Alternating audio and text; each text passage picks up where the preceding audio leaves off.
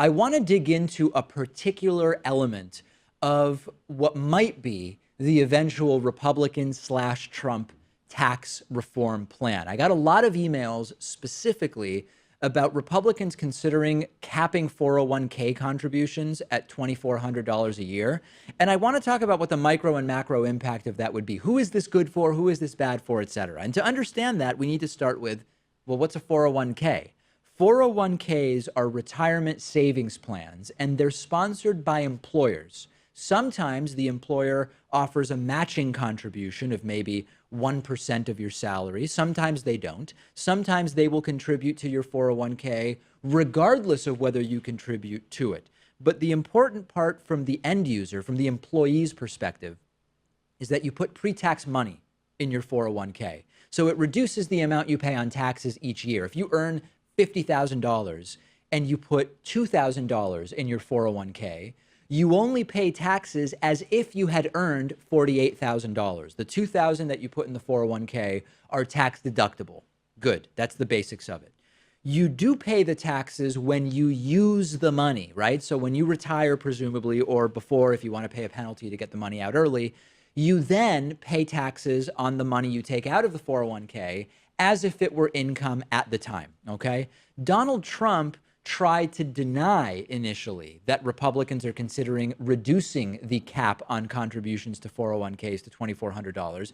Trump went to Twitter initially and tried to deny this by saying, quote, "There will be no change to your 401k.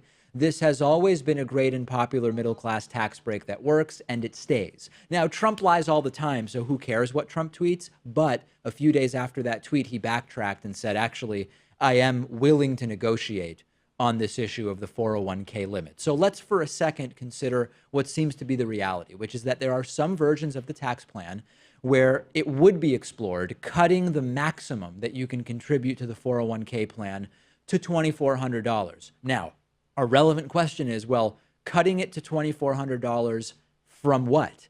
And that is the next thing we have to talk about. In 2017, the contribution limit for 401ks is $18,000. Next year, the contribution limit for 401ks is scheduled to go up to $18,500. So this is a major cut, and it is bigly regressive. Regressive not in the you're part of the regressive left sense, regressive in the tax sense, right?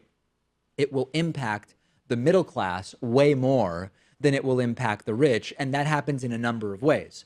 If you make $50,000, the tax savings provided by the deductibility of 401k contributions really makes a difference to you. If you make $50K and you put $5,000 in a 401k, that saves you $1,250 in taxes because you're at the 25% federal tax rate. That's about $100 a month. $100 a month is real money for someone that's grossing $50,000. If you live in Massachusetts, you're saving another 5.3% on your state income tax. That's another $265. So we're talking about $1,500 a year in your pocket if you earn $50,000, live in Massachusetts, and contribute $5,000 to your 401k. Compare that to someone earning $400,000 a year. If you earn $400,000 a year and you contribute the full $18,000 that you're allowed, even at the 35% tax bracket that you'd be in, that $18,000 saves you $6,300 in taxes. If you're earning $33,000 a month, the way you would be if you earn $400,000 a year, what does $500 a month do for you? You're not making big decisions about lifestyle based on those $500. You're probably saving a lot of that money. So it doesn't make a big difference for you, and you're not going to use that money in a stimulative way. That also explains to us why this is good if you have a tax plan like Donald Trump has, that you're trying to cut taxes for the rich on and trying to cut taxes for corporations.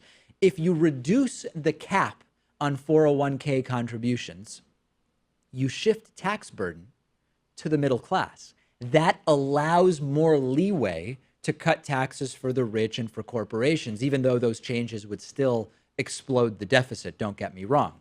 Now, the other reason why this is hugely regressive is that if you're really rich, you have more sophisticated tools available to you than 401ks anyway. You can use self-funded pensions.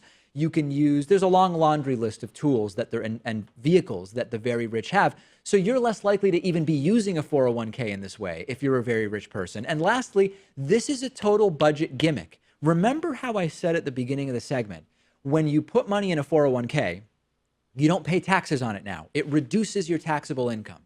You do eventually pay taxes on it though, right? When you pull that money out in retirement, you pay taxes on it then. If you lower the cap on 401k contributions, you will get more taxes paid now, and you will get less in taxes paid when these same people retire. That's really good for the current administration, but it's not a net gain. You're just going to have the taxes paid later on. It'll be some other president's problem, some other president's economy that's going to have to deal with that. And what people will do is they'll move some of those contributions from a 401k to something, the IRA type, for example, where you pay the taxes now, but then you get the money out tax-free in retirement. So it's a way for this president to shift the tax burden into the present and away from retirement. But for the economy, it's not actually a tax benefit. In the net, we're talking about something that is nominally zero sum. And then we can talk about, well, if you're expecting a higher or lower tax bracket in retirement, that could impact it. But then we're getting into a more finely sliced analysis. So what you're doing is raiding the coffers of future revenue for revenue now by limiting how much money people can save now on their taxes with these contributions.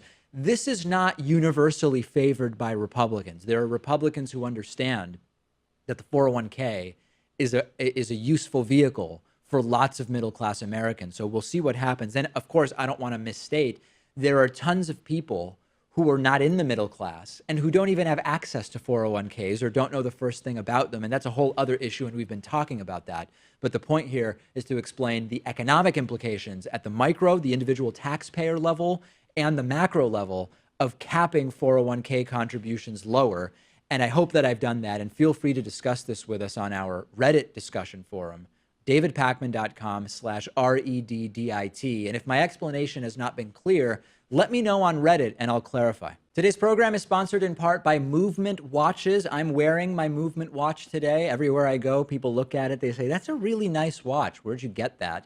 And I tell them, Movement Watches, it was started by two broke college kids that wanted to wear stylish watches. They'd go into the department stores, they'd see watches that they liked, and the price tag would be $400 to $500. So by cutting out the middleman and selling directly online, Movement watches start at just $95. Classic design, quality construction, styled minimalism, and over 1 million watches sold in over 160 countries. You can get 15% off today with free shipping and free returns by going to mvmt.com/Pakman. My watch has a really great, clean design that I like, and it attracts a lot of attention. And now you can step up your watch game. Go to mvmt.com/Pakman and join the movement.